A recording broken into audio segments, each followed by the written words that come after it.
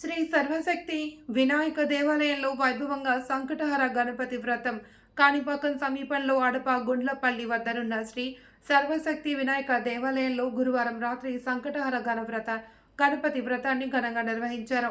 ఈ పూజలో పాల్గొన్న భక్తులకు సంకటహర వ్రత విశిష్టతను అర్చకులు వివరిస్తూ ప్రతి నెల పౌర్ణమి తర్వాత వచ్చే చవితిన నిర్వహిస్తారని, గణపతికి ప్రీతికరమైన తేదీ కావున ఈ పర్వదినాన విద్య, ఉద్యోగం, వ్యాపారం, వ్యవసాయం, వివాహం, ఆరోగ్యం తదితర విషయాలలో కలుగునటువంటి ఒడిదుడుకులను అధిగమించుటకు ఈ సంకటహర చతుర్థి వ్రతాన్ని ఆచరిస్తారు అని అన్నారు.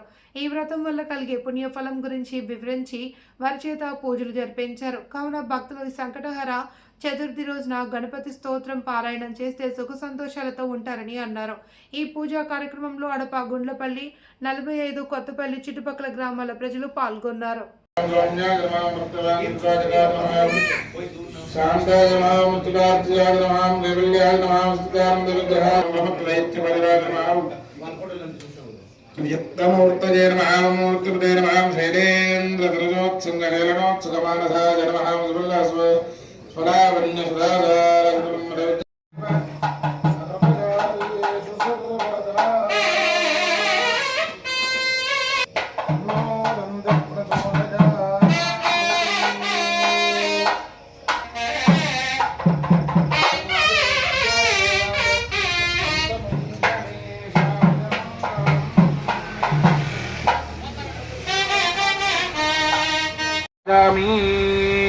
आवाहयामि रत्नसिंहासनं समर्पयामि